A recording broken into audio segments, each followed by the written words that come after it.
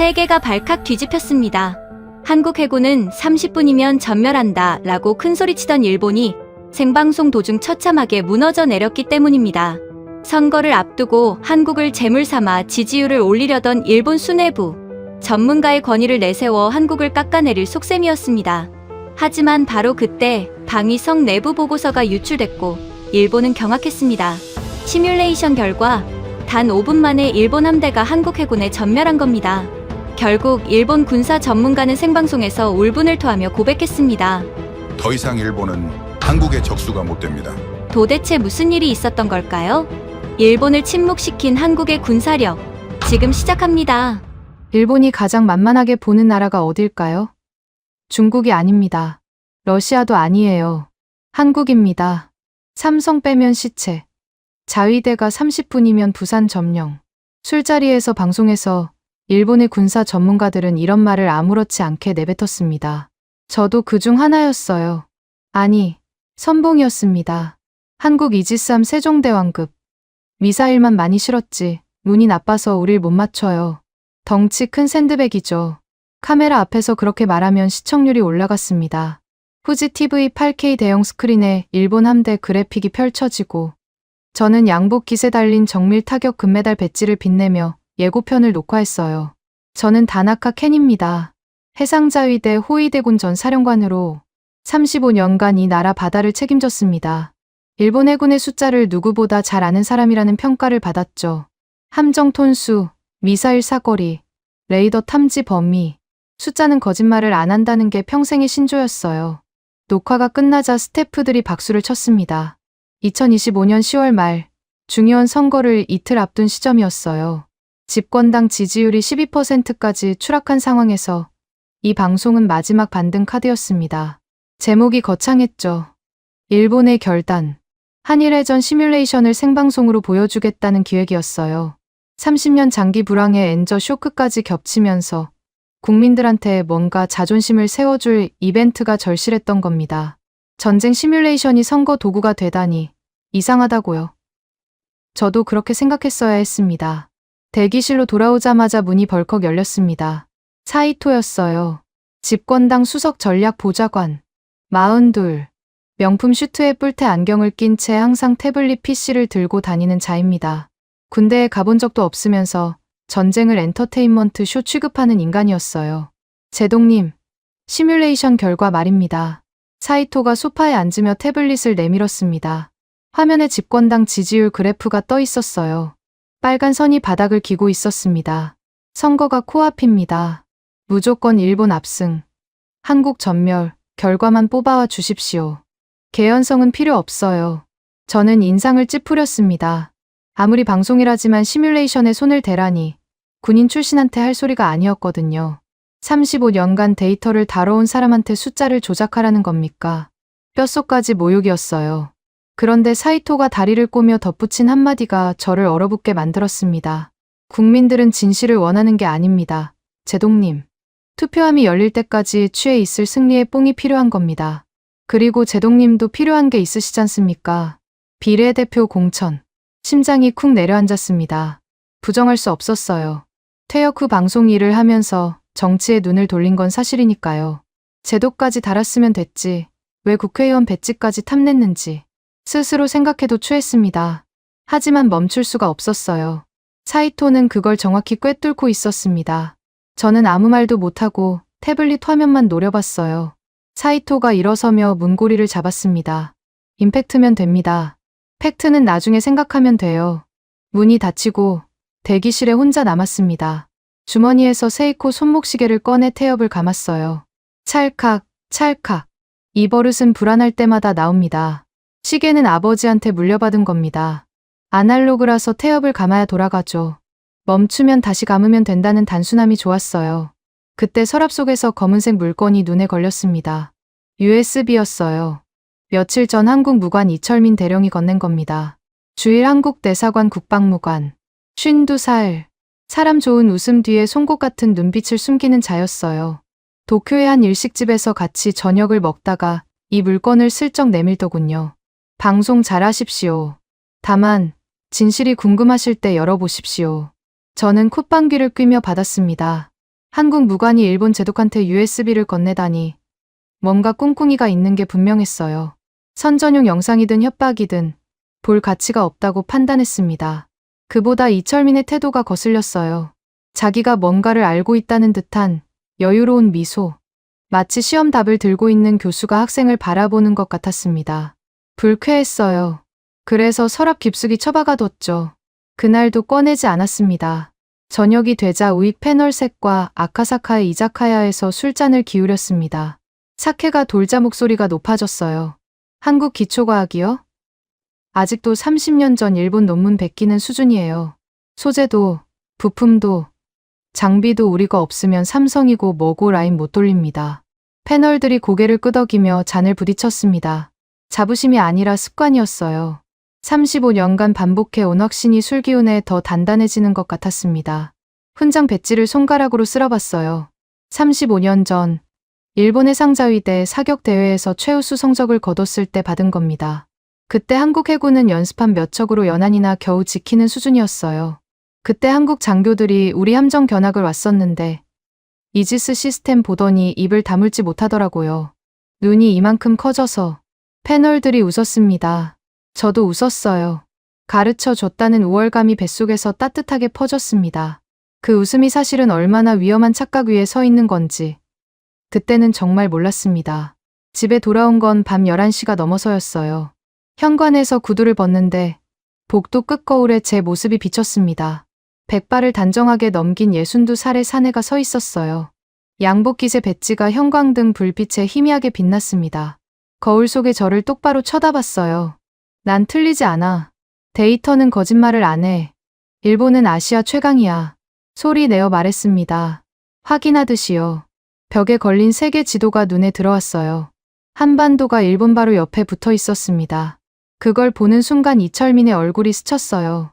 서글서글하게 웃으면서 USB를 내밀던 그 표정이요. 뭐였을까? 그 눈빛은 경고였을까? 동정이었을까? 아니면 이미 결과를 알고 있는 사람의 침착함이었을까? 고개를 저었습니다. 생각할 필요 없어요. 모레 방송만 끝나면 됩니다. 일본이 이기는 시뮬레이션을 보여주고 시청자들이 환호하고 선거가 끝나면 그만이에요. 그게 제 역할이었으니까요. 욕실에서 세수를 하고 나오는데 손이 떨리는 걸 느꼈습니다. 시계를 꺼내 태엽을 감았어요. 찰칵, 찰칵, 찰칵. 감아도 불안이 가시지 않았습니다. 왜 떨리는 건지 스스로도 설명할 수 없었어요. 틀리지 않았다고 방금 거울 앞에서 확인했는데 데이터가 거짓말을 안 한다면 이 떨림은 뭘까요? 그날 밤 잠이 오지 않았습니다. 다음 날 아침 방송국 지하 서버실로 내려갔습니다. 생방송 전날 리허설을 돌려야 했거든요. 엘리베이터가 지하 3층에서 멈추자 차가운 공기가 얼굴을 때렸어요. 서버실은 늘 섭씨 18도로 유지됩니다. 수백 대의 서버가 뿜어내는 열을 잡기 위해서죠. 형광등 불빛 아래 모니터 8대가 반원형으로 배치되어 있었고 그 한가운데 프로그래머 사토가 키보드를 두드리고 있었어요. 사토는 37, 방위성 출신 시뮬레이션 전문가입니다. 민간으로 넘어온 지 2년째인데 군 시절 습관이 남아서인지 항상 등을 곧게 세우고 앉더군요. 제가 들어서자 자리에서 벌떡 일어났습니다. 제동님, 초기 세팅 완료했습니다. 양측 함대 배치 말씀대로 넣었어요. 모니터에 동해 해역이 펼쳐져 있었습니다. 파란 점이 일본 해상자위대, 붉은 점이 한국 해군이었어요. 파란 점 16개가 부채꼴로 진영을 잡고 붉은 점 12개가 맞은편에 일렬로 서 있었습니다. 익숙한 구도였어요. 일본이 먼저 치고 나가면 한국은 후퇴하다 포위당하는 30년 전부터 써온 시나리오. 시작하지. 엔터키를 눌렀습니다. 파란 점들이 일제히 전진하며 미사일 낙원 표시가 뜨기 시작했어요. 한국 함정에 하나씩 조준선이 걸렸습니다. 여기까진 예상대로였어요. 사케를 마시듯 편안한 기분이었습니다. 3초 뒤 화면이 이상해졌습니다. 붉은 점 12개가 동시에 깜빡이더니 한꺼번에 사라졌어요. 레이더 화면에서 한국 함정이 통째로 증발한 겁니다. 조준선이 허공을 가리키며 빙빙 돌았습니다. 뭐야 이게? 모니터를 두드렸어요. 반응이 없었습니다. 낙원 표시가 미친 듯이 전멸하다가 하나둘 꺼져갔어요. 일본 함대의 미사일들이 목표를 잃고 바다 위를 뱅뱅 돌기 시작했습니다. 서로 다른 방향으로 흩어지는 미사일, 자기 함정 쪽으로 되돌아오는 어뢰. 화면 속 동해가 아수라장이었어요. 시스템 오류다. 재부팅해. 소리쳤습니다. 사토가 키보드를 두드렸어요. 5초, 10초. 로딩 바가 차오르고 화면이 다시 떴습니다. 똑같았어요. 한국 함정은 레이더에 없었습니다. 분명 12척이 있었는데 바다 위에 아무것도 잡히지 않는 겁니다. 사토, 이게 말이 되느냐? 10,000톤짜리 배 12척이 어떻게 동시에 사라져? 사토의 얼굴이 창백했습니다. 키보드 위에 올려놓은 손가락이 미세하게 떨리고 있었어요. 사토가 보조 모니터를 돌려 제 앞에 놓았습니다. 전자전 로그가 빼곡히 찍혀 있었어요. 숫자들이 폭포처럼 쏟아지고 있었습니다. 고장이 아닙니다. 제동님, 한국 함정의 전자전 장비가 우리 레이더 주파수를 실시간으로 교란하고 있어요. 주파수를 바꿔도 0.2초 만에 따라잡습니다. 우리 레이더가 먹통이 된 겁니다. 귀를 의심했습니다. 전자전이라면 저도 잘 압니다. 해상자위대에서 35년을 복무했으니까요. 전자전은 상대 레이더에 잡음을 끼얹어 탐지를 방해하는 기술이에요. 하지만 그건 탐지 거리를 줄이거나 정확도를 떨어뜨리는 수준이지. 12척을 통째로 레이더에서 지워버리는 건 전혀 다른 차원의 이야기입니다. 그건 미군도 쉽게 못하는 영역이에요. 한국이 미군급 전자전을 한다고? 말도 안 돼. 고개를 저었습니다. 데이터 오류일 수밖에 없어요. 시뮬레이션 프로그램에 한국군 스펙이 과대 입력된 거라고 판단했습니다. 사토를 밀어내고 직접 키보드에 손을 올렸어요. 한국군 방어력 수치를 찾아 실제 값에서 하루 낮췄습니다. 전자전 능력도 최하로 조정했어요. 이러면 결과가 달라질 겁니다. 엔터키를 눌렀어요. 15초 뒤 결과가 나왔습니다. 화면을 보는 순간 등줄기가 서늘해졌어요. 한국 함정이 또 사라졌습니다. 수치를 최하로 깎았는데도 레이더 화면은 텅 비어 있었어요. 일본 함대의 미사일들이 다시 목표를 잃고 허공을 맴돌았습니다. 왜 똑같은 거야? 목소리가 갈라졌습니다. 사토가 조심스럽게 입을 열었어요. 제동님, 제가 수치를 낮춘 게 아니라 제동님이 낮추신 겁니다. 그런데 결과가 같다는 건 이게 소프트웨어 입력값 문제가 아니라는 뜻이에요. 무슨 소리냐는 표정으로 사토를 쳐다봤습니다. 사토가 보조 모니터에서 파일 하나를 열었어요. 방위성기술연구소 도장이 찍힌 기밀 문서였습니다. 이건 방위성연구소에서 지난달 나온 기술 비교 보고서입니다. 제가 예전 동료한테 어렵게 구한 거예요. 보십시오. 화면에 2개의 그래프가 나란히 떴습니다. 왼쪽이 일본 자위대 레이더의 주파수 처리 속도, 오른쪽이 한국 해군의 처리 속도였어요. 숫자를 읽는 순간 눈을 의심했습니다. 격차가 10배도 아니고 100배였어요. 이건 하드웨어 스펙 자체가 다른 겁니다. 소프트웨어를 아무리 손봐도 기계 자체의 성능이 다르면 결과는 바뀌지 않습니다. 사토의 목소리가 낮아졌어요. 모니터 불빛이 사토의 창백한 얼굴을 파랗게 물들이고 있었습니다. 사라진 게 아닙니다. 제동님, 한국 함정은 그 자리에 있어요. 있는데 안 보이는 겁니다. 우리 눈이 멀어버린 거라고요. 서버실의 냉기가 갑자기 뼛속까지 파고드는 것 같았습니다. 모니터 8대에 일본 함대만 덩그러니 떠 있었어요. 적을 찾지 못해 우왕좌왕하는 파란 점 16개. 보이지 않는 적 앞에서 눈먼 채 바다를 헤매는 꼴이었습니다. 주머니에서 시계를 꺼냈어요. 찰칵, 찰칵. 태엽을 감는 손에 힘이 들어갔습니다. 숫자는 거짓말을 안 한다고 평생 믿어왔는데 그 숫자가 지금 제 얼굴에 침을 뱉고 있었어요. 하드웨어 스펙이 100배 차이. 그게 사실이라면 수치를 조작해서 방송용 승리 시나리오를 만들 수는 있겠지만 진짜 바다에서는 일본 함대가 눈먼 채로 떠다니다 격침당한다는 뜻이었습니다. 사이토가 원하는 건 가짜 승리였어요. 그런데 가짜 뒤에 숨어있는 진짜가 이렇게 참혹할 줄은 몰랐습니다. 사토를 돌아봤어요. 사토가 고개를 숙인 채 작은 목소리로 말했습니다. 방위성연구소 나카무라 박사가 이 분야 전문입니다. 칩셋 단위로 비교 분석한 사람이에요. 직접 확인하고 싶으시면 나카무라 박사를 만나보십시오. 나카무라. 이름은 들어본 적 있었습니다. 방위성기술연구소 수석연구원. 레이더 반도체 분야에서는 일본 최고라는 평가를 받는 사람이었죠. 모니터를 다시 봤어요. 텅 빈 레이더 화면 위로 일본 함대만 외롭게 떠 있었습니다. 보이지 않는 적에게 등을 내밀고 있는 모양새였어요. 이건 데이터 오류가 아닐 수도 있다는 생각이 처음으로 뇌리를 스쳤습니다. 그날 오후 방위성기술연구소를 찾아갔습니다. 도쿄 외곽 3중 보안 게이트를 통과해야 들어갈 수 있는 곳이에요. 퇴역 제독 신분이니 출입 자체는 어렵지 않았지만 연구소 복도를 걷는 발걸음이 무거웠습니다. 서버실에서 본 그 화면이 머릿속에서 지워지지 않았거든요. 12척이 동시에 사라지는 장면, 눈먼 미사일이 바다를 헤매는 장면. 하지만 저는 그걸 부정하러 온 겁니다. 데이터 오류라는 증거를 받아들고 돌아갈 생각이었어요. 나카무라 박사의 연구실은 지하 2층에 있었습니다. 문을 열자 형광등 대신 특수 조명이 켜진 어두운 공간이 나왔어요. 벽면 가득 장비들이 줄지어 있었고 한가운데 대형 전자현미경이 자리를 잡고 있었습니다. 나카무라는 현미경 앞에 쭈그리고 앉아 뭔가를 들여다보고 있었어요. 58, 흰 가운에 두꺼운 안경. 전형적인 기술자의 모습이었습니다.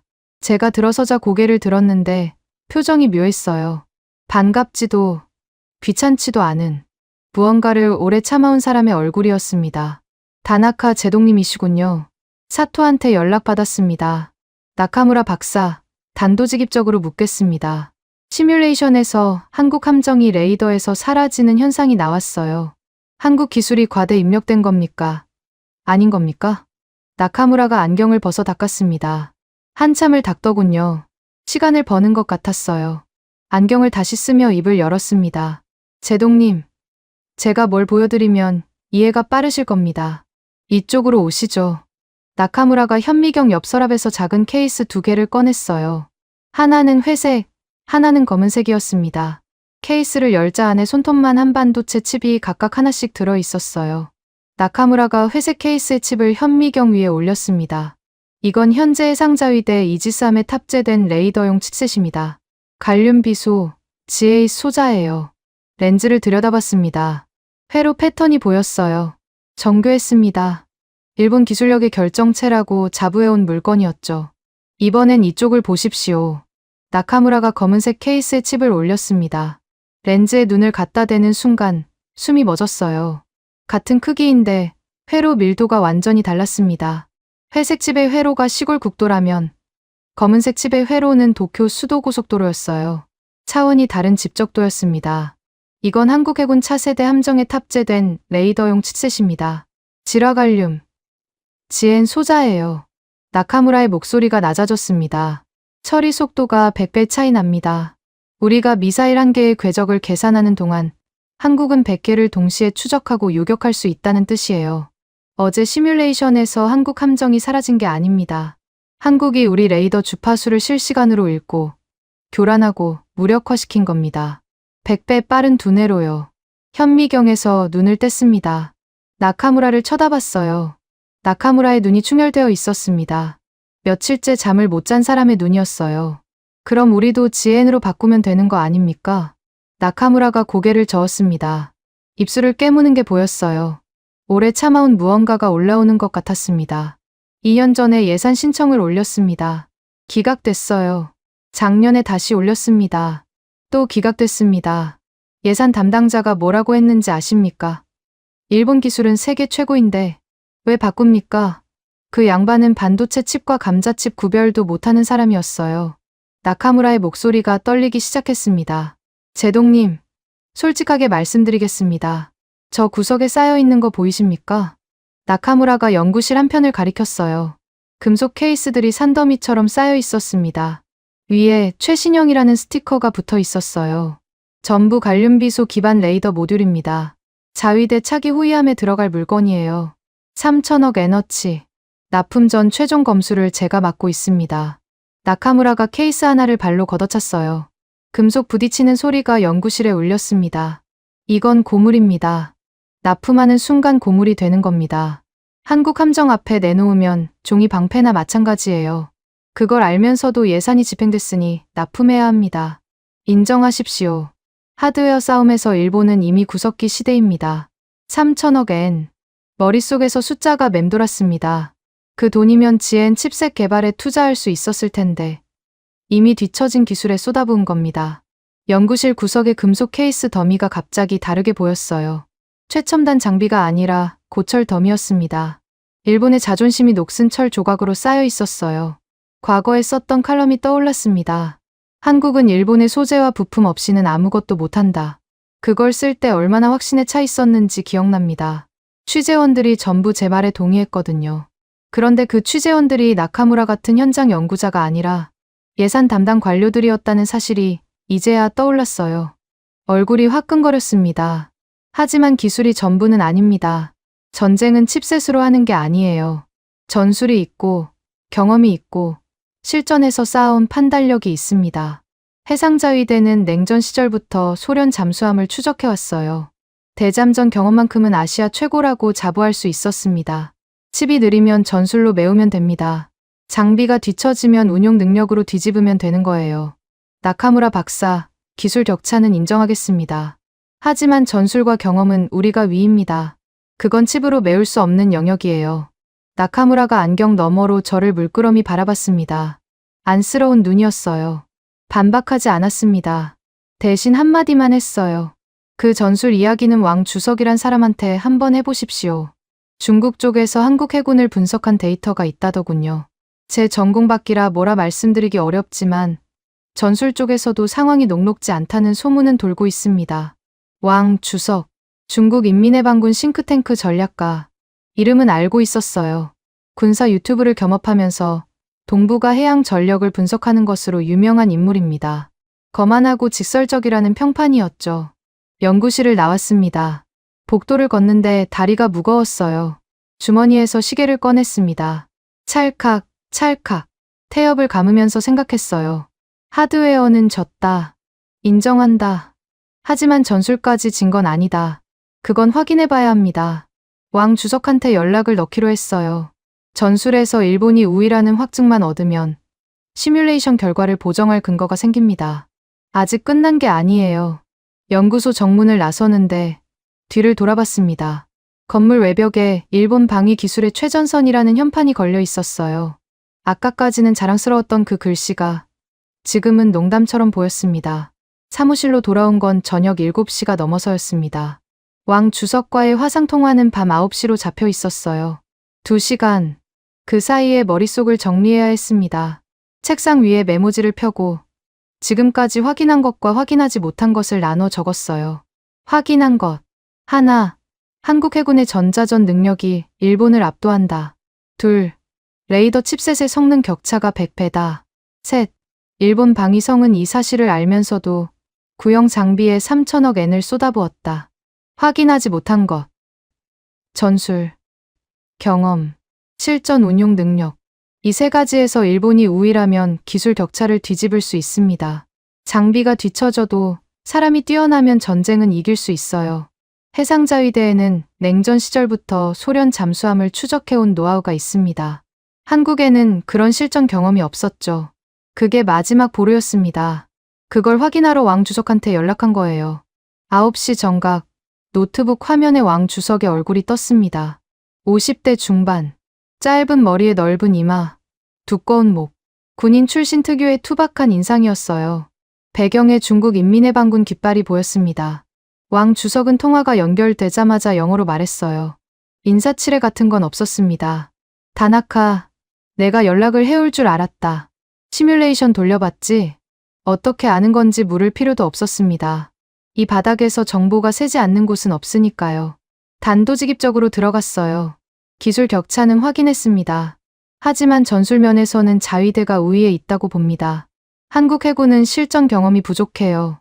대잠전, 함대 기동, 다층 방어. 이건 장비만으로 되는 게 아닙니다. 왕 주석이 코웃음을 쳤어요. 화면 너머로 그 소리가 선명하게 들렸습니다. 전술. 좋아. 전술 이야기를 해주지. 시뮬레이션에서 한국 함정들이 어떻게 움직이던가. 혹시하게 날개처럼 양쪽으로 퍼지지 않던가. 심장이 한 박자 건너뛰었습니다. 서버실에서 본 장면이 떠올랐어요. 레이더에서 사라지기 직전 한국 함정 12척이 부채꼴로 흩어지는 순간이 있었습니다. 그때는 그냥 상계 기동이라고 생각했어요.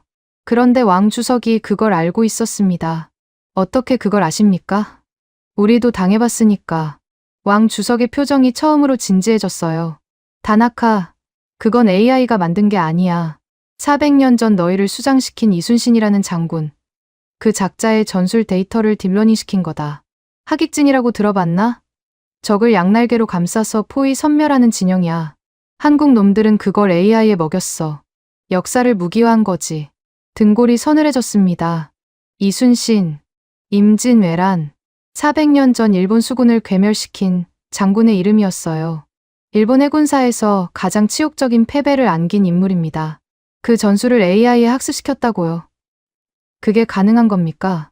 놈들은 듀오토 AI라고 부르더군. 이순신의 해전 기록, 조류 데이터, 기상 패턴, 적함 기동 예측까지 전부 통합한 자율 교전 시스템이야. 함장이 판단하기 전에 AI가 먼저 최적 진영을 짜고 미사일 할당까지 끝내놓는다. 인간은 승인 버튼만 누르면 돼.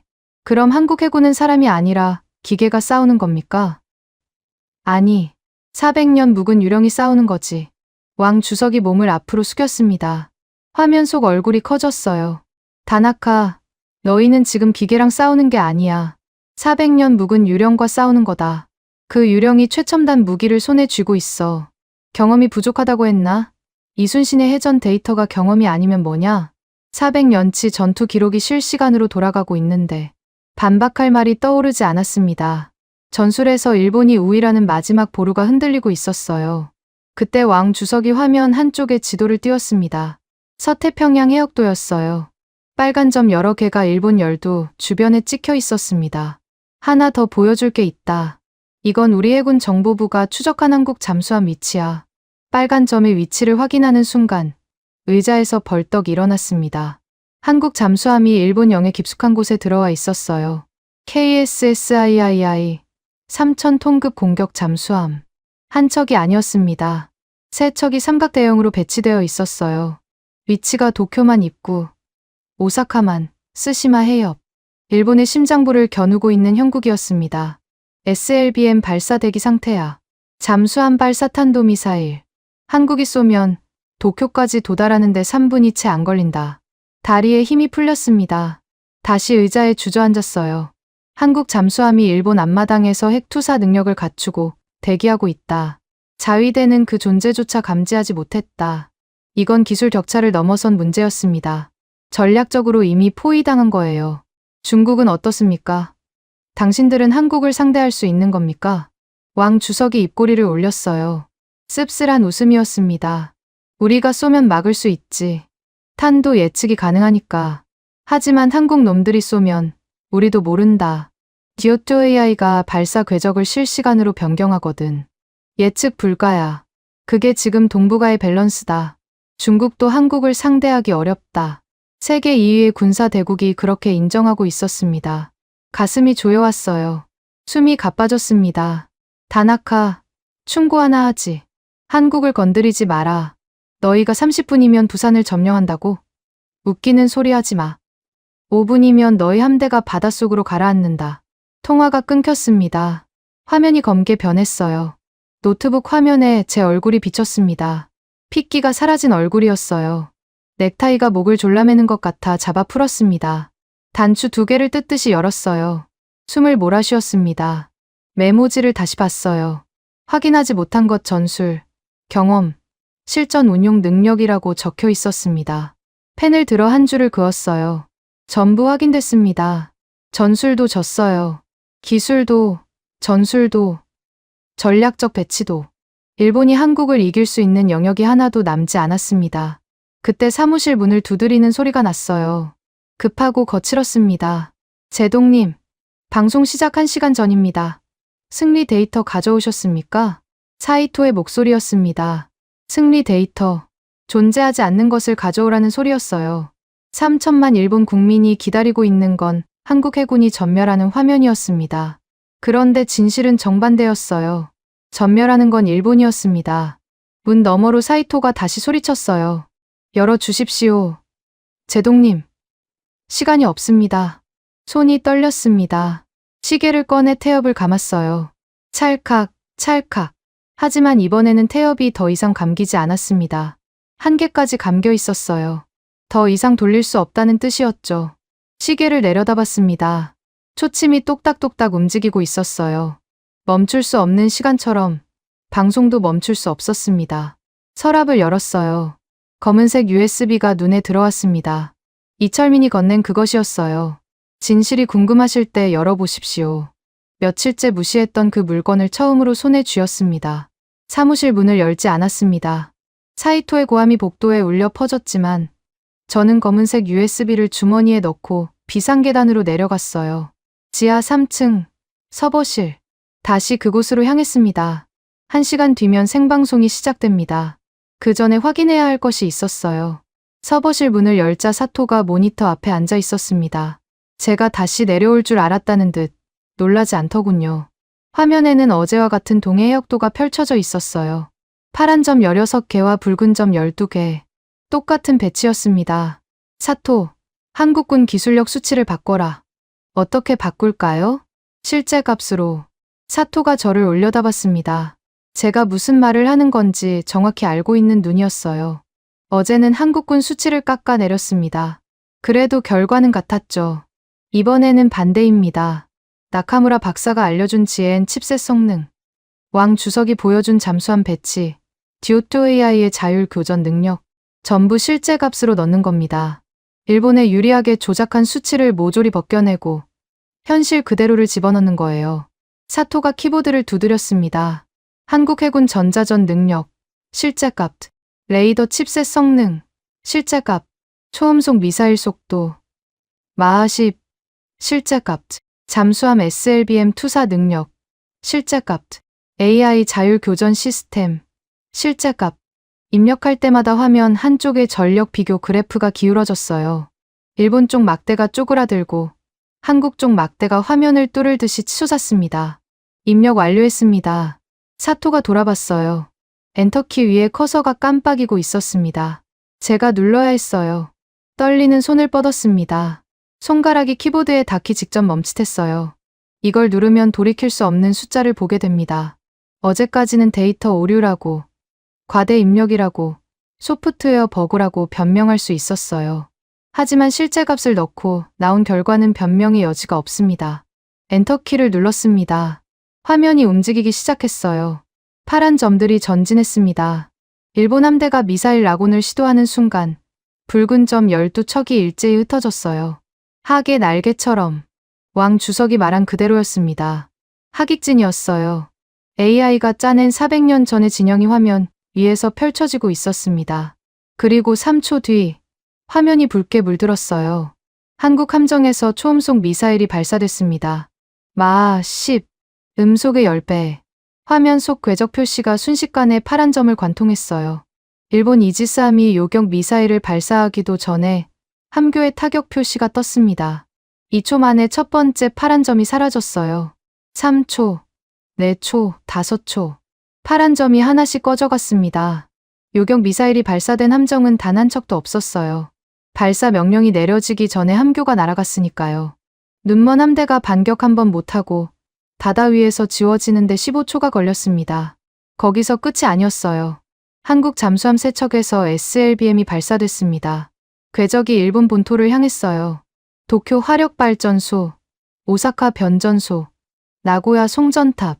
하나씩 타격 표시가 뜰 때마다 화면 속 일본 열도에서 불이 꺼져갔습니다. 도쿄가 암흑에 빠지고 오사카가 꺼지고 규슈까지 정전이 확산됐어요. 열도 전체가 검게 변했습니다. 결과창이 떴어요. 시뻘건 글씨였습니다. 일본 생존율 0%, 국가 기능 마비, 소요 시간 5분, 5분, 고작 5분이었습니다. 30분이면 부산을 점령한다고 큰소리쳤던 나라가 5분 만에 지도에서 사라지는 겁니다. 모니터를 부여잡았어요. 손가락이 하얘질 만큼 힘을 줬습니다. 시뻘건 글씨가 흐려졌어요. 눈물이었습니다. 62살 먹은 퇴역 제독이 서버실에서 울고 있었어요. 우린 호랑이인 줄 알았는데 목소리가 갈라졌습니다. 눈먼 고양이였어. 35년이었습니다. 35년 동안 일본 해군의 힘을 믿었어요. 데이터는 거짓말을 안 한다고, 숫자가 증명한다고, 아시아 최강이라고. 그 35년이 5분 앞에서 먼지처럼 무너졌습니다. 모니터에 비친 제 얼굴이 보였어요. 눈물과 형광등 불빛이 뒤섞여 일그러진 얼굴. 양복 깃의 훈장 배지가 모니터 반사광에 번들거렸습니다. 35년 전에 받은 그 배지가 지금은 비웃는 것 같았어요. 뒤에서 발소리가 들렸습니다. 사토가 조용히 다가왔어요. 제 옆에 서서 한참을 말이 없었습니다. 서버펜 돌아가는 소리만 웅웅거렸어요. 사토가 입을 열었습니다. 작지만 단단한 목소리였어요. 이게 진실입니다. 제동님. 사토의 손이 제 어깨 위에 올라왔습니다. 거짓말을 하면 우리 아이들이 죽습니다. 아이들. 그 단어에 숨이 막혔어요. 사토에게 초등학생 딸이 있다는 걸 알고 있었습니다. 자위대원들에게도 가족이 있어요. 이 시뮬레이션이 보여주는 건 숫자가 아니라 사람의 목숨이었습니다. 5분 안에 죽는 건 파란 점이 아니라 누군가의 아버지이고 아들이에요. 시뮬레이션을 조작해서 국민에게 승리의 환상을 심어주면 기분은 좋겠죠. 선거도 이길 수 있을 겁니다. 하지만 진짜 전쟁이 나는 날, 그 거짓말이 수만 명을 관 속에 넣는 겁니다. 모니터의 시뻘건 글씨를 닦아낼 수 없었습니다. 5분, 0%. 그 숫자가 눈에 박혀 빠지지 않았어요. 그때 서버실 천장 스피커에서 방송국 안내 방송이 울렸습니다. 생방송 30분 전입니다. 출연자분들은 분장실로 이동해 주십시오. 30분. 30분 뒤에 3천만 명 앞에 서야 합니다. 사이토가 써준 대본에는 일본 해군 압승이라고 적혀 있어요. 하지만 제 손에는 일본 전멸 5분이라는 진실이 들려 있었습니다. 서버실 문이 벌컥 열렸어요. 사이토였습니다. 양복이 구겨져 있었어요. 여기저기 뛰어다닌 모양이었습니다. 저를 찾아 3층까지 내려온 겁니다. 제동님, 대체 여기서 뭘 하고 계신 겁니까? 분장실로 가셔야죠. 사이토가 제 팔을 잡았습니다. 잡아끄는 힘이 거칠었어요. 모니터를 힐끗봤는지 그 시뮬레이션은 잊어버리십시오. 방송용 데이터는 따로 준비해뒀습니다. 라고 내뱉었습니다. 방송용 데이터, 조작된 승리. 사이토의 손이 제 등을 밀었어요. 서버실을 나서는 순간 뒤를 돌아봤습니다. 모니터 8대의 시뻘건 결과창이 그대로 떠 있었어요. 사토가 모니터 앞에 서서 저를 바라보고 있었습니다. 아무 말도 하지 않았어요. 하지만 그 눈빛이 말하고 있었습니다. 제동님, 어떤 선택을 하실 겁니까? 엘리베이터가 올라가는 동안 사이토가 인이어를 제 귀에 꽂아줬습니다. PD의 목소리가 들렸어요. 다나카 제동님, 오프닝 멘트 준비되셨습니까? 주머니 속에서 시계의 초침이 째깍거렸습니다. 멈출 수 없는 시간이 흐르고 있었어요. 스튜디오에 들어서자 열기가 달랐습니다. 8K 대형 스크린 3면의 일장기와 해상자위대 함대 영상이 번갈아 뜨고 있었어요. 객석에 200여 명의 방청객이 빼곡히 앉아 있었습니다. 손에 작은 일장기를 들고 있는 사람, 집권당 로고가 박힌 모자를 쓴 사람, 자위대 출신인 듯 짧은 머리에 곧은 자세로 앉아있는 중년 남성들. 선거를 하루 앞둔 밤, 이 사람들은 강한 일본을 확인하러 온 겁니다. 조명이 뜨거웠어요. 얼굴에 땀이 맺혔는데 분장실에서 바른 파운데이션이 흘러내리는 게 느껴졌습니다. 화장으로 덮은 게 화색만이 아니라는 걸 저만 알고 있었어요. 앵커가 제 옆에 앉으며 작은 목소리로 말했어요. 시청률 벌써 38% 찍었습니다. 본방 시작하면 40은 넘을 거예요. 3천만 명. 그 숫자가 머릿속에 박혔습니다. 3천만 명이 지금 TV 앞에서 일본의 승리를 기다리고 있어요. 아버지가, 어머니가, 아이들이 저녁 식탁 앞에 앉아 이 화면을 보고 있을 겁니다. 제가 한국 해군 전멸이라고 말하면 환호할 사람들이었어요. 그런데 저는 5분 전까지 서버실에서 울고 있었습니다. 일본 생존율 0%라는 시뻘건 글씨를 보면서 인이어에서 사이토의 목소리가 들렸습니다. 제동님, 대본대로 가십시오. 오프닝 멘트 읽고, 시뮬레이션 승리 영상 틀고, 마무리 멘트. 15분이면 끝나요. 비례대표 공천은 내일 확정됩니다. 대본이 앵커 데스크 위에 놓여 있었어요. A사 석장. 깔끔하게 인쇄된 글씨가 보였습니다. 첫 줄을 읽었어요. 일본 해상자위대의 이지스 전투 체계는 아시아 최강이며 한국 해군과의 교전 시 30분 이내 완전한 승리가 예상됩니다. 30분 이내 완전한 승리. 서버실의 결과는 정반대였죠. 5분 이내 완전한 전멸. 같은 언어, 같은 문장 구조인데 단어 몇 개가 다를 뿐이었어요. 그 몇 개의 단어 사이에 수만 명의 목숨이 걸려 있었습니다. 카운트다운이 시작됐습니다. 5, 4, 3, 2, 1. 빨간 온에어 불이 들어왔어요. 팡파르가 터지고 스크린에 일본의 결단, 한일회전 시뮬레이션 대공개 라는 타이틀이 뜨면서 객석에서 함성이 터졌습니다. 일장기가 흔들렸어요. 앵커가 활기찬 목소리로 입을 열었습니다. 전 국민이 기다려온 순간입니다. 일본 해군의 진정한 실력을 확인할 시간이 왔습니다. 오늘의 주인공, 해상자위대 호위대군 전 사령관, 다나카 켄 제독님을 모시겠습니다. 박수와 환호가 쏟아졌어요. 조명이 제 얼굴을 비췄습니다. 카메라 렌즈가 검은 눈동자처럼 저를 응시하고 있었어요. 3천만 개의 눈이었습니다. 입을 열어야 했어요. 대본의 첫 줄을 읽으면 됩니다. 간단한 일이에요. 평생 해온 일이니까요. 한국을 깎아내리고 일본을 축혀올리고 시청자들의 자존심을 부풀려 주는 것. 그게 저한테 주어진 역할이었습니다. 대본을 집어 들었습니다. 인쇄된 글씨 위로 사토의 얼굴이 겹쳐 보였어요. 거짓말을 하면 우리 아이들이 죽습니다. 나카무라 박사가 발로 걷어찬 고물 레이더 케이스 소리가 귓가에 울렸습니다. 왕 주석의 냉소가 들렸어요. 5분이면 너희 함대가 바닷속으로 가라앉는다. 3일 동안 확인한 진실이 한꺼번에 밀려왔어요. 대본을 쥔 손이 떨렸습니다. 인이어에서 사이토가 또 소리쳤습니다. 웃으세요. 그리고 한국은 밥이라고 말하세요. 시청률 40% 돌파했습니다. 한국은 밥. 사이토에게 전쟁은 쇼였습니다. 지지율 자판기. 시청률 장난감. 하지만 시뮬레이션 속에서 5분 만에 사라진 파란 점 하나하나는 사람이에요. 자위대원이에요. 누군가의 아들이고 남편이에요. 객석 세 번째 줄에 짧은 머리의 중년 남성이 보였습니다. 자위대 출신 특유의 자세였어요. 저 사람의 아들도 지금 함정에 타고 있을지 모릅니다. 대본을 읽으면 저 사람은 안심하겠죠. 우리 아들은 안전하다고 믿겠죠. 그리고 만약 내일 전쟁이 나면 그 안심이 저 사람의 아들을 관속에 넣는 겁니다. 대본을 양손으로 쥐었습니다. A사 용지의 질감이 손끝에 느껴졌어요. 한 번 크게 숨을 들이쉬었습니다. 그리고 반으로 찢었어요. 찢어지는 소리가 마이크에 실렸습니다. 스튜디오가 얼어붙었어요. 방청객들의 웅성거림이 멈추고 앵커가 눈을 크게 뜬 채 굳었습니다. 인이어에서 사이토가 소리쳤어요. 뭐 하는 겁니까? 저는 인이어를 귀에서 뽑아 앵커 데스크 위에 올려놓았습니다. PD실, 서버실에 있는 시뮬레이션 결과 화면을 메인 스크린으로 보내주십시오. 3초 뒤, 뒤쪽 8K 스크린의 화면이 바뀌었습니다. 승리 영상이 사라지고 시뻘건 결과창이 떠올랐어요. 일본 생존율 0%, 국가 기능 마비, 소요 시간 5분. 객석에서 누군가 비명을 질렀습니다. 일장기를 흔들던 손이 멈췄어요. 카메라를 향해 입을 열었습니다. 국민 여러분, 죄송합니다. 목소리가 떨렸지만 멈추지 않았어요.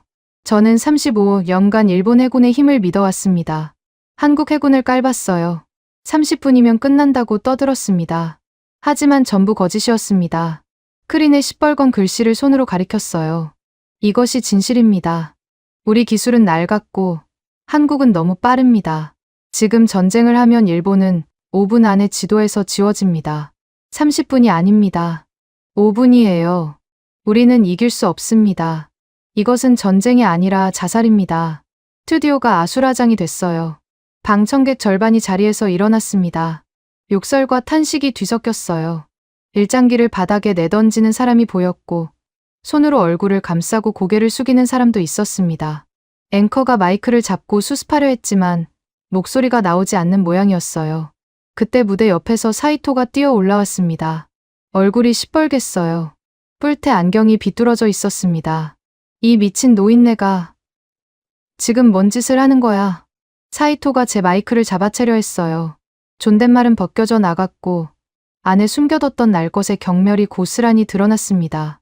생방송 중에 보좌관이 출연자에게 달려들어 난동을 부리는 장면이 그대로 전파를 탔어요. 3천만 명이 보고 있었습니다. 스태프 2명이 달려와 사이토를 끌어내렸지만 사이토는 발버둥 치며 욕설을 쏟아냈어요. 집권당 수석 전략 보좌관의 민낯이 전국에 생중계된 겁니다. 저는 끌려나가면서도 카메라를 향해 외쳤습니다. 오만을 버려야 삽니다. 현실을 똑바로 보십시오. 복도로 밀려난 뒤 등을 벽에 기대고 주저앉았습니다. 다리에 힘이 없었어요. 스튜디오 안에서 고함과 울음이 뒤섞인 소리가 벽을 뚫고 새어 나왔습니다. 양복 주머니에서 시계를 꺼냈어요. 초침이 돌아가고 있었습니다. 찰칵찰칵 소리도 없이 조용히 태엽을 감지 않았어요. 더 이상 감을 필요가 없었습니다. 멈춰있던 시간이 비로소 제대로 움직이기 시작한 것 같았어요. 그날 밤 일본이 무너지기 시작했습니다. 방송이 끝나고 2시간도 채 지나지 않아 스마트폰이 미친 듯이 울렸어요. 복도에 주저앉아 있던 저를 스태프 한 명이 일으켜 세워 비상구로 빼냈습니다. 방송국 정문 앞에 이미 취재진이 몰려 있었거든요. 다나카 제독, 한마디만요. 소리가 비상구까지 들렸어요. 택시 뒷좌석에 몸을 구겨넣고 휴대폰을 열었습니다. 알림이 300개가 넘었어요. SNS 실시간 트렌드 1위부터 10위까지 전부 이 방송 관련이었습니다. 다나카 폭로, 일본 5분 전멸, 시뮬레이션 진실, 사이토 난동. 영상 클립이 이미 수백만 회 재생을 찍고 있었어요. 제가 대본을 찢는 장면, 시뻘건 결과창이 스크린에 뜨는 장면, 사이토가 뛰어올라 욕설을 퍼붓는 장면. 3천만 명이 생방송으로 봤는데 그걸 못 본 사람들까지 돌려보고 또 돌려보고 있었습니다. 택시 기사가 백미러로 저를 힐끗 봤어요. 제 얼굴을 알아본 모양이었습니다. 하지만 아무 말도 하지 않더군요. 그 침묵이 오히려 무거웠어요. 다음 날 아침, 도쿄가 뒤집어졌습니다. 내각 지지율이 하룻밤 만에 한 자릿수로 추락했어요.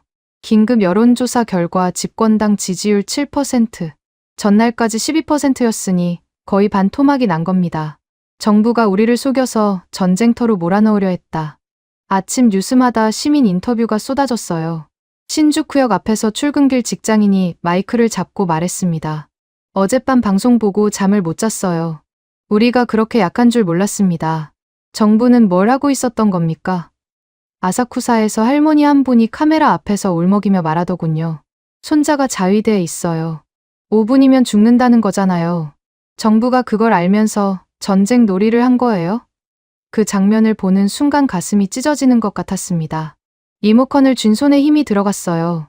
도쿄 증권거래소가 개장하자마자 방산주가 하한가로 직행했습니다.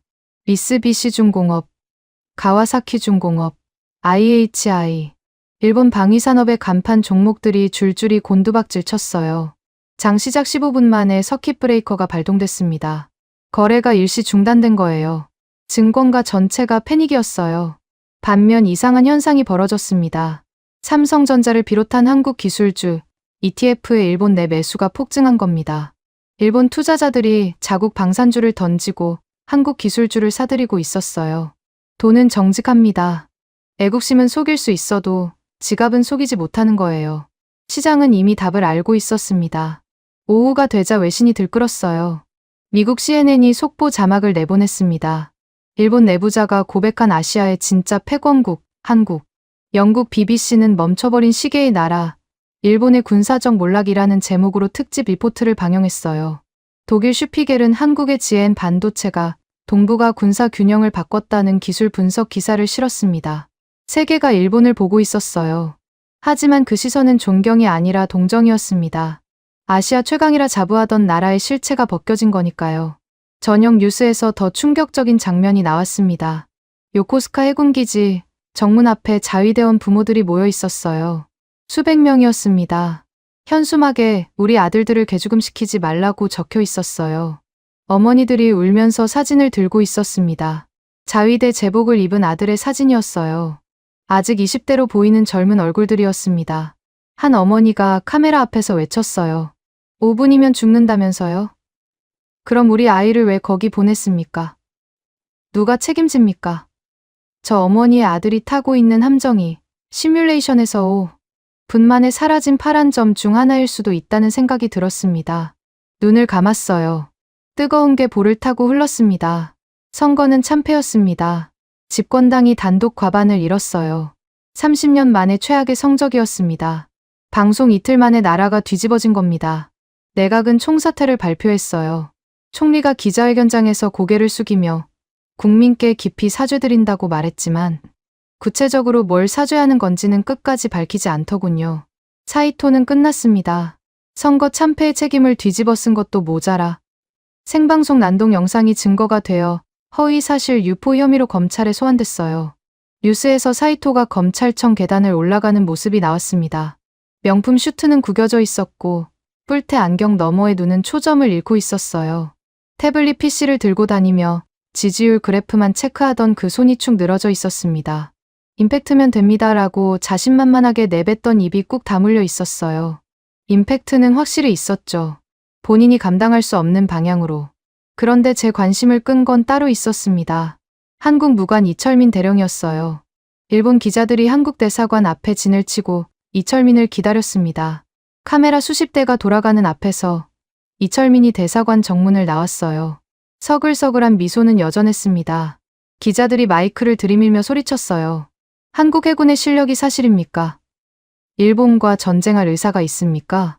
다나카 제독의 폭로를 어떻게 보십니까? 이철민이 멈춰 섰습니다. 카메라를 한번 둘러봤어요. 그리고 짧게 한마디만 했습니다. 우리는 평화를 원합니다. 하지만 능력은 충분합니다. 그 한마디만 남기고 차에 올라탔어요. 기자들이 뒤따라 뛰었지만 검은색 세단은 이미 빠져나간 뒤였습니다. 15글자. 고작 15글자였어요. 하지만 그 15글자가 일본 열도를 조용히 짓눌렀습니다. 위협도 아니고 조롱도 아니었어요. 사실을 말한 것뿐이었습니다. 그게 가장 무서웠어요. 사이토처럼 고함을 지르거나 난동을 부리지 않아도 진실은 그렇게 차분하게 상대를 무너뜨리는 것이었습니다. TV를 껐습니다. 화면이 검게 변하고 거기에 제 얼굴이 비쳤어요. 이틀 사이에 10년은 늙은 것 같은 얼굴이었습니다. 방송계에서 퇴출될 거라는 건 알고 있었어요. 비례대표 공천 같은 건 이미 물 건너갔죠. 어쩌면 이 나라에서 가장 미움받는 사람이 될지도 모릅니다. 하지만 후회는 없었어요. 요코스카 기지 앞에서 아들의 사진을 들고 울던 어머니의 얼굴이 떠올랐습니다. 저 어머니의 아들은 살아있어요. 시뮬레이션 속 파란 점이 아니라 심장이 뛰는 살아있는 사람으로. 그걸 지킨 것만으로 충분했습니다. 2026년 2월 3일 아침이었습니다. 눈을 뜨자 천장에 나무결이 보였어요. 낡은 목조 주택 특유의 삐걱거리는 소리가 바람결에 섞여 들렸습니다. 도쿄 외곽, 바다가 보이는 작은 집. 3개월 전 모든 것을 잃고 낙향한 곳이에요. 방송계에서 퇴출당하고 정치권에서 내쳐지고 옛 동료들은 연락을 끊었습니다. 60도 살면서 이렇게 조용한 아침은 처음이었어요. 이불을 걷고 서재로 들어갔습니다. 작은 방이에요. 책상 하나, 의자 하나, 창문 하나. 그게 전부였습니다. 창밖으로 잿빛 바다가 펼쳐져 있었어요. 동해 방향이었습니다. 저 바다 건너편에 한국이 있었죠. 3개월 전까지 제가 30분이면 끝난다고 비웃던 나라가요. 책상 위에 놓인 것들을 바라봤습니다. 손때 묻은 한국어 교재가 펼쳐져 있었어요. 어젯밤에 보다가 잠든 모양이었습니다. 안녕하세요부터 시작하는 입문서였어요. 62살의 새 언어를 배우는 게 쉬운 일은 아닙니다. 발음이 혀에 감기지 않아서 하루에 10번씩 같은 문장을 소리 내어 읽었어요. 더디지만 멈추지는 않았습니다. 알아야 인정할 수 있고 인정해야 앞으로 나갈 수 있으니까요. 교재 옆에 너덜너덜해진 보고서가 놓여 있었어요. 한국 해군 전력 분석. 이 보고서를 제가 직접 썼습니다. 방송 사건 이후 아무도 시키지 않았는데 혼자 정리한 거예요. GN 칩셋의 성능 격차, DOTOAI의 자율 교전 능력, KSSIII 잠수함의 전략적 배치. 3개월 동안 매일 밤 자료를 뒤지고 수정하고 보완했습니다. 나카무라 박사가 보내준 기술 데이터, 왕 주석이 알려준 전술 분석, 그리고 제가 서버실에서 직접 확인한 시뮬레이션 결과까지 전부 담았어요. 이 보고서를 읽으면 누구라도 인정할 수밖에 없습니다. 한국 해군이 얼마나 무서운 존재인지. 달력에 눈이 갔어요. 2월 3일에 빨간 동그라미가 쳐져 있었습니다. 특별한 날은 아니에요. 3개월 전 방송이 나간 날로부터 정확히 94일째 되는 날이었습니다. 94일. 그 사이에 내각이 바뀌고 사이토가 구속되고 일본 사회가 뿌리째 흔들렸어요. 저는 그 한가운데서 밀려나 이 작은 서재에 앉아 있습니다. 복도에서 작은 발소리가 들렸어요. 타닥타닥. 서재 문이 삐걱 열리더니 작은 얼굴이 고개를 내밀었습니다. 손녀 유키였어요. 7살. 딸이 주말마다 데려다 놓고 가는 아이입니다. 유키가 슬리퍼를 끌며 제 옆으로 왔어요. 책상 위에 한국어 교재를 가리키며 물었습니다. 할아버지, 이거 뭐야? 한국말 공부하는 책이란다. 한국. TV에서 나오는 그 나라? 유키가 고개를 갸웃거렸어요. 7살 아이의 눈에는 이 모든 게 그저 낯선 글자가 적힌 책일 뿐이었겠죠. 유키가 책상 위에 보고서도 만지작거리다가 저를 올려다봤습니다. 할아버지, 한국은 무서운 나라야? 가슴이 뜨끔했어요. 아이가 어디서 들었는지 모르겠습니다. TV에서 봤을 수도 있고, 어른들 대화를 엿들었을 수도 있어요. 무서운 나라. 3개월 전에 저라면 콧방귀를 뀌었을 겁니다. 무섭긴, 일본이 최고지라고 말했겠죠. 하지만 지금은 달랐어요. 고개를 저었습니다. 아니, 무서운 게 아니라 배울 게 있는 나라란다. 유키가 눈을 깜빡였어요. 그걸 인정하지 못하면 진짜 무서운 일이 벌어지지. 유키가 알아들었는지는 모르겠습니다. 고개를 끄덕이더니 할아버지, 배고파하며 부엌으로 뛰어갔어요.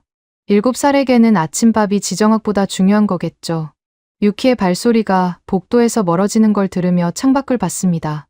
잿빛 바다 위로 아침 햇살이 길게 내려앉고 있었어요. 동해 수평선이 희미하게 빛났습니다. 저 너머에 한국이 있어요. 이순신의 전술을 AI에 먹인 나라. GN 칩셋으로 레이더의 눈을 100배 밝힌 나라. 5분 만에 일본 함대를 지울 수 있는 나라. 그리고 그 모든 능력을 갖추고도 평화를 원합니다라고 말하는 나라. 깊은 한숨이 나왔어요. 한숨 끝에 쓴웃음이 섞였습니다. 35년간 바다를 지켰다고 자부했는데 정작 바다 건너편을 제대로 본 적이 없었어요. 볼 생각도 없었습니다. 눈을 감고 귀를 막고 일본이 최강이라는 주문만 외운 거예요. 시계 태엽을 감듯이 멈춰버린 확신을 반복해서 되감은 것뿐이었습니다. 노트북을 열었어요. 매일 화면을 띄웠습니다. 받는 사람 칸에 이철민 대령의 주소를 입력했어요. 석 달 전 명함을 교환할 때 적어놓은 주소였습니다. 커서가 깜빡이는 본문 칸을 한참 바라봤어요. 뭐라고 써야 할지 몰랐습니다. 사과를 해야 할까요? 감사를 해야 할까요? 35년간 당신의 나라를 깔보았다고, 미안하다고 써야 할까요? 아니면 USB를 건네줬을 때 열어보지 않아서 죄송하다고 해야 할까요? 오래 고민하다가 짧게 쓰기로 했어요. 귀국의 기술을 존경합니다. 언젠가 소주 한잔하고 싶습니다. 한 줄이었습니다. 더 쓰고 싶었지만 더 쓰면 거짓이 섞일 것 같았어요. 짧은 문장이 가장 정직하다는 걸 3개월 만에 배웠습니다. 전송 버튼 위에 커서를 올렸어요. 살짝 망설였습니다. 이 메일을 보내면 저는 한국을 존경한다고 공식적으로 인정하는 겁니다. 일본 최고의 군사 전문가였던 사람이 한국 군인에게 고개를 숙이는 겁니다. 전송 버튼을 눌렀어요. 화면에 전송 완료가 떴습니다. 모니터 불빛이 주름진 손등을 비추고 있었어요. 35년간 한포 사격 버튼을 눌러온 손이었습니다. 시뮬레이션 엔터키를 누르던 손이었어요. 대본을 찢어버린 손이기도 했죠. 그 손이 지금은 소주 한잔하자는 메일을 보내고 있었습니다. 진정한 용기는 칼을 뽑는 게 아닙니다. 상대의 칼이 더 날카롭다는 걸 인정하고 자신의 칼집을 고쳐 매는 것이에요. 35년이 걸렸습니다. 하지만 늦지 않았다고 믿고 싶었어요. 서재 창밖으로 동해가 반짝이고 있었습니다. 부엌에서 유키의 웃음소리가 들려왔어요. 주머니에서 세이코 시계를 꺼냈습니다. 초침이 조용히 돌아가고 있었어요. 태엽을 감지 않았습니다. 시계는 제 힘으로 움직이고 있었어요. 지금까지 대한민국의 감동을 전하는 감동윤아였습니다. 대한민국의 기적 같은 이야기 다음에 또 들려드리겠습니다. 선배님들, 좋은 하루 되세요.